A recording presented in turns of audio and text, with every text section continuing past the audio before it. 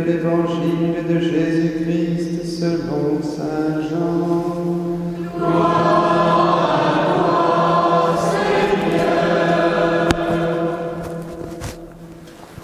En ce temps-là, Jésus déclara : « Mes brebis écoutent ma voix. Moi, je les connais, et elles me suivent. Je leur donne la vie éternelle. Jamais elles ne périront, et personne ne les arrache de ma main. Mon Père, qui me les a donnés, est plus grand que tout, et personne ne peut les arracher de la main du Père. Le Père et moi, nous sommes un. » Acclamons la parole de Dieu. Louange à toi, Seigneur Jésus.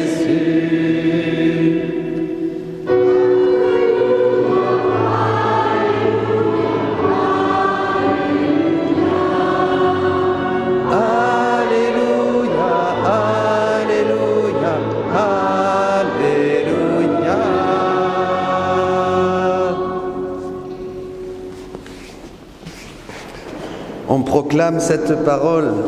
Alléluia, le Christ est ressuscité, notre joie. Frères et sœurs, le temps de Pâques, c'est le temps de l'annonce. Les jours de la Passion, c'est fini. Nous annonçons l'éternel présent de Dieu qui se manifeste dans la résurrection du Christ, puisque nous sommes ressuscités avec le Christ. Les disciples aujourd'hui, dans cette première lecture, et c'est là qu'il faut d'abord commencer, qu'est-ce qu'ils font? Ils annoncent le Christ ressuscité. Ils sont persécutés, certes, ils ont des soucis, ils sont pas accueillis, Paul ne fait pas l'unanimité, mais peu importe, ils annoncent le Christ, voyez? Et c'est ça qui les remplit de joie et d'Esprit Saint, dit la fin de la lecture des Actes des Apôtres. C'est notre vocation. Est-ce que nous sommes vraiment les témoins joyeux de Jésus-Christ? C'est le baromètre de la vie spirituelle. On pense que c'est quelque chose qui était réservé dans les premiers temps de l'Église, ou qui est réservé à des prédicateurs, ou qui est réservé à des spécialistes de l'évangélisation. Non, on doit tous rayonner Jésus. C'est le baromètre. Vous comprenez? Dis-moi comment tu parles de Dieu et je te dirai quel est ton degré de vie chrétienne. Même si c'est dans le silence, on rayonne l'amour, on rayonne la vie, on rayonne la joie du ressuscité. Et le truc pour le faire, eh bien, c'est parler de Jésus. Si on veut que cette source se débloque, il faut parler de lui, il faut parler de Dieu. Regardez, dans votre travail, ou dans les choses que nous aimons, le sport, la musique, l'art, quand on est vraiment un passionné de quelque chose, qu'est-ce qu'on fait? On parle de notre passion. On parle de nos derniers exploits au tennis, je ne sais pas moi, ou à la musique, de notre dernier roman qui nous a touchés, du dernier livre que nous avons lu. On parle de la personne que nous avons rencontrée, un homme, une femme, qui vraiment a bouleversé ma vie, un ami, quelque chose. On parle de ce qui habite notre cœur, dit Jésus. Vous comprenez? Donc là, nous avons une clé pour savoir si nous avons une vie chrétienne remplie de joie et d'Esprit Saint. Si on ne parle pas de Dieu avec enthousiasme, c'est-à-dire qu'il nous manque de la joie et il nous manque de l'Esprit Saint, eh bien demandez-la, parce que Jésus a dit « Demandez et vous recevrez ». C'est très important, parce que c'est ça qui débloque toute notre vie et nous commençons dès ici-bas la vie éternelle. Qu'est-ce que dit la première lecture? Elle dit « à ceux à qui la vie éternelle était destinée ». D'accord? Qu'est-ce que c'est la vie éternelle? Souvent on a l'idée que, eh bien voilà, je vis ma vie avec des claques, avec des problèmes, avec des soucis, puis à la fin ça se solde par la mort, après une longue maladie peut-être, ou subitement comme ça, et voilà, ma vie c'est fini, et après la vie éternelle commence. Ah, ça y est, ça commence, la vie éternelle. Attendez là, c'est pas du tout l'Écriture qui dit ça, c'est pas du tout vrai. La vie éternelle commence ici. Je leur donne la vie éternelle, dit Jésus dans l'Évangile. C'est-à-dire que la vie éternelle, c'est ce dont je vous parlais, c'est quand il y a cette joie, cet Esprit Saint qui habite notre cœur et ce désir de parler de Jésus, on est dans la vie éternelle. On a commencé, sinon on est toujours mort. Tant qu'on ne parle pas de Dieu, on est mort. Le signe que tu es vivant, c'est que tu parles du Christ, parce qu'il habite ton cœur et il déborde, dit Jésus, de ton cœur par ta bouche, tes yeux, tes lèvres, tes gestes, tes actions, tes pensées. Tout, tu ne peux plus te taire. Malheur à moi si je n'évangélise pas, dit l'apôtre. Les pierres crieront. Vous comprenez? L'Église a besoin de témoins. Et c'est vous aujourd'hui, mes frères, les témoins du Christ ressuscité dans une Église qui passe par une grande tourmente, dans un monde qui continue sa vertigineuse poussée vers le mal. Réveillons-nous. Je leur donne la vie éternelle.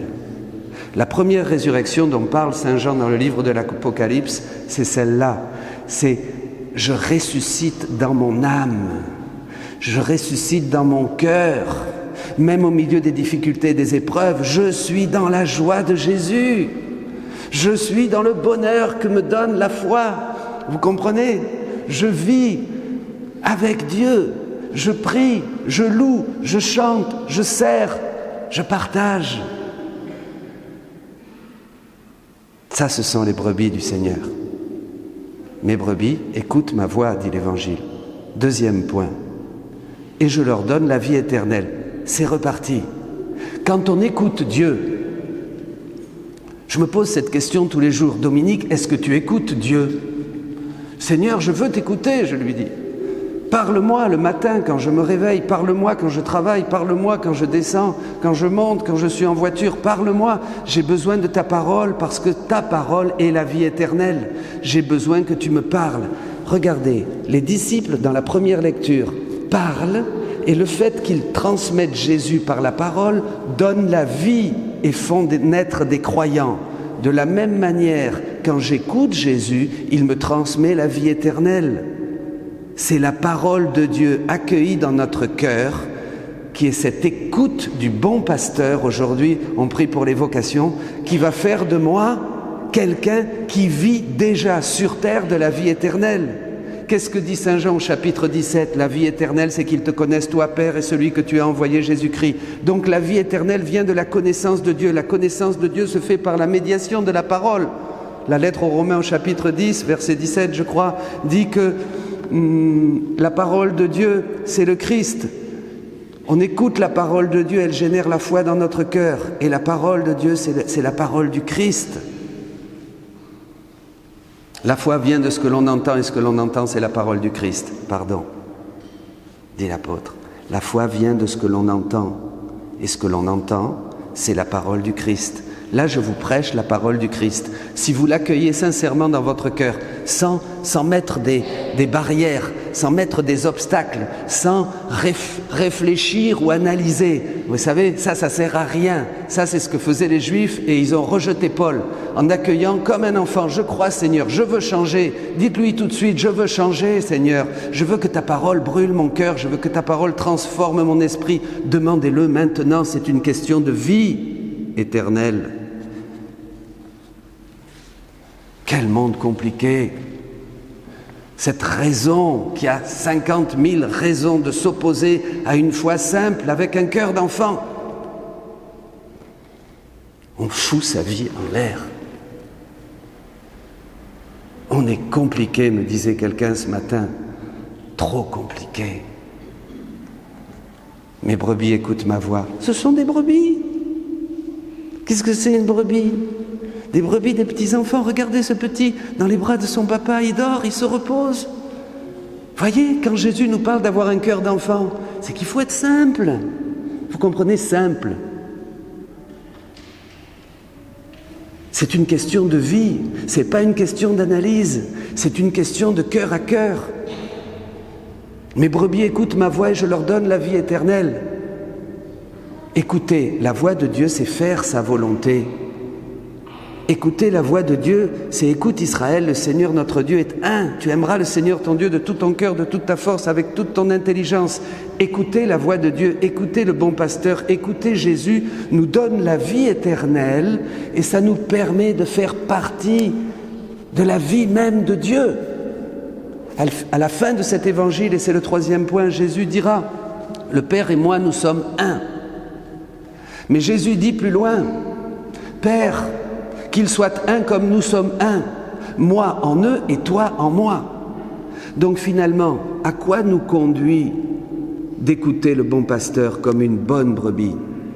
À quoi nous conduit accueillir la parole de Dieu dans notre cœur avec foi, sans nous poser de questions?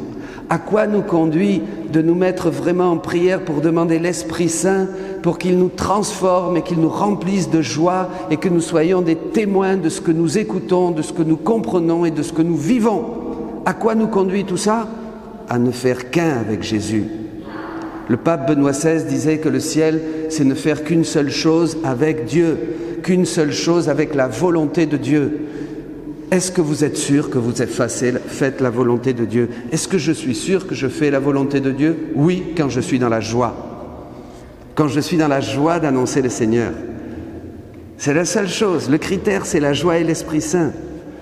C'est d'être vraiment avec ce cœur qui brûle d'amour pour Jésus. La vie avec Dieu, mes amis, c'est une expérience. C'est une expérience, c'est quelque chose qui est vécu, qui est concret. On ne peut pas dire qu'on vit avec Dieu parce qu'on a des belles idées.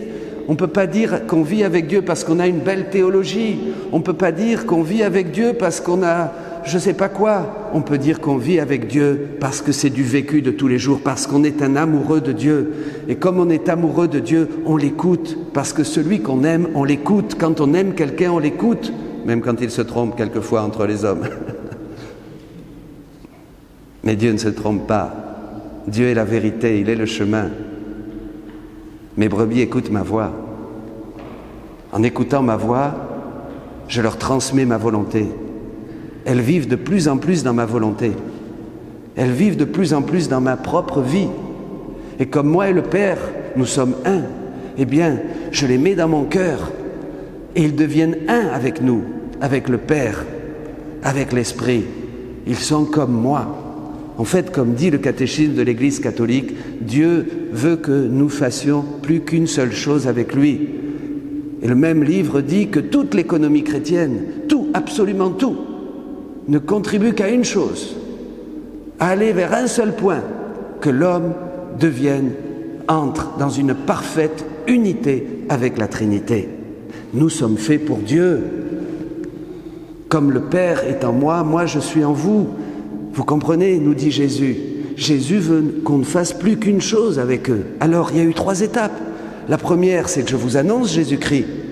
Et maintenant, vous le recevez et vous dites dans votre cœur, mais c'est formidable, je veux croire. Je veux que cette foi en Jésus transforme ma vie. Je veux dépasser les épreuves, les difficultés, la tristesse, la dépression, la mort, la séparation de ceux que j'aime. Tout ce qui peut m'arriver en cette vie, peu importe, puisque c'est déjà la vie éternelle, ici-bas sur terre. Il faut comprendre ça. Le temps que nous vivons de vie ici devient vie éternelle dans la mesure où nous accueillons la parole du Christ. C'est écrit aujourd'hui, je leur donne la vie éternelle à mes brebis.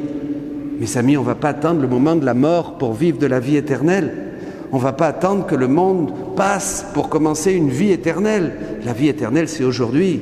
La Bible dit d'ailleurs, si aujourd'hui vous entendez ma voix, eh bien ne fermez pas votre cœur. Quel bonheur, quelle grâce d'être chrétien. Vous vous rendez compte? C'est merveilleux. Il n'y a pas de plus grande chose. Il n'y a pas de plus grand bonheur. Mais nous devrions l'embrasser, ce bonheur. Nous devrions tous les jours, tous les matins, au pied du lit, sauter de joie comme David pour rendre grâce à Dieu pour le bonheur d'être chrétien. Est-ce que nous le faisons? Si je vous dis de le faire, vous allez dire, mais il est fou. Mais non, le matin, je me lève et je vais à la salle de bain, je me brosse les dents, je me donne un coup de peigne. Il faut bondir de joie. Le Christ est ressuscité. Nous sommes vivants de sa propre vie. D'ici quelques années, nous verrons Dieu et nous serons comme lui. Il n'y a pas de plus grande beauté, il n'y a pas de plus grand miracle, il n'y a pas de plus grande chose. Dieu nous a tout donné. Personne ne nous arrachera de la main du Père. Nous sommes au Christ et le Christ est à nous. Rien ne pourra nous séparer de l'amour manifesté pour nous en Jésus-Christ notre Seigneur. Croyez et vous vivrez, disait le prophète Isaïe. Croyez et vous aurez la vie. Croyez les paroles de Jésus. Demandez-lui qu'elle se fasse chair dans votre cœur, dans votre vie. Demandons à Dieu tout, comme disait la petite Thérèse, je prends tout. Ne perdons plus de temps. Regardez autour de vous, qu'est-ce que vit l'Église, qu'est-ce que vit le monde. Vous, si vous êtes de cette génération qui peut encore et qui a la chance d'écouter la parole de Dieu, d'écouter cette parole qui vient du ciel et qui féconde la terre, qui ne peut descendre du ciel sans féconder la terre et retourner à Dieu le fruit de cette fécondité. Si vous êtes là et que vous entendez aujourd'hui cette parole, aujourd'hui même, dites à Dieu, je change. Je change totalement, je change à 180 degrés, aujourd'hui, pas demain. Ne dites pas comme Moïse, comme le Pharaon qui disait demain peut-être. Non, aujourd'hui. Ah, on ne veut pas changer, ça nous coûte, ça nous coûte de changer. Pourtant, le Seigneur vous pressera jusqu'au dernier jour.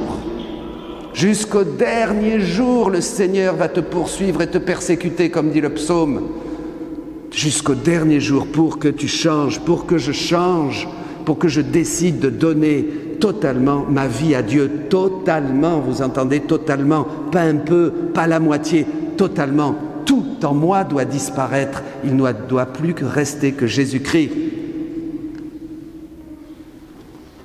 Tout en moi doit disparaître, je considère tout comme de l'ordure pour gagner le Christ, dit l'apôtre. Demandons à Dieu, prions. Je veux prier, je veux que nous prions tous ensemble maintenant. Les temps sont accomplis. Il est urgent de se convertir. Si nous ne nous convertissons pas, nous mourrons tous de la même manière, dit Jésus. Seigneur, je ne veux plus perdre de temps. Je ne veux plus tergiverser. Je ne veux plus tourner autour du pot. Je ne veux plus être là et me fabriquer des raisons pour ne pas me livrer à toi comme tu t'es livré à moi. Jésus, je t'aime. Prends ma vie. Prends mon cœur. Prends tout mon être. Prends ce que tu veux. Je t'appartiens. Tu es mon pasteur, mon berger. Je suis ton petit, ta petite. Je n'ai rien ici, je n'ai que toi. Toi qui t'es fait pauvre pour nous enrichir. Toi qui t'es riche et qui t'es fait pauvre pour nous enrichir de ta pauvreté. Libère-moi de ce trop riche de moi-même. Libère-moi de tout, Jésus. Enlève-moi tout. Enlève-moi tout. Je ne veux plus qu'il y ait que toi, toi et moi, toi en moi en toi, et moi avec toi dans le Père, dans l'éternel bonheur de la bienheureuse Trinité. Amen.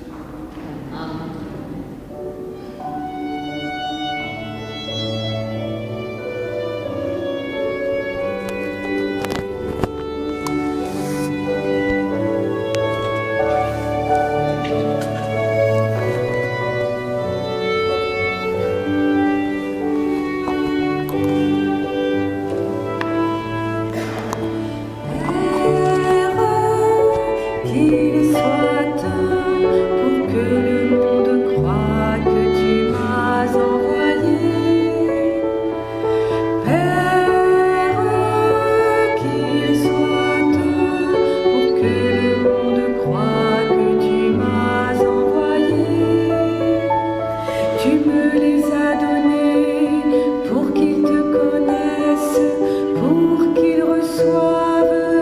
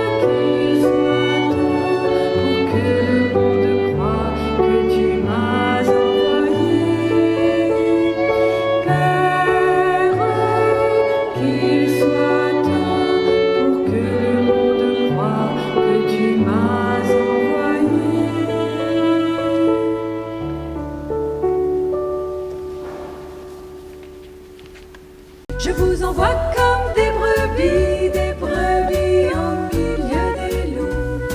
Je vous envoie comme des brebis, je serai toujours avec vous. Vous témoignerez devant tous, vous serez rejetés par tous, mais l'Esprit sera avec vous. Je vous envoie comme des brebis au milieu des loups. Je vous envoie comme des brebis, je serai toujours avec vous. Ce n'est pas vous qui parlerez, ce sera l'Esprit de mon Père qui leur dira la vérité. Je vous envoie comme des brebis au milieu des loups. Je vous envoie comme des brebis, je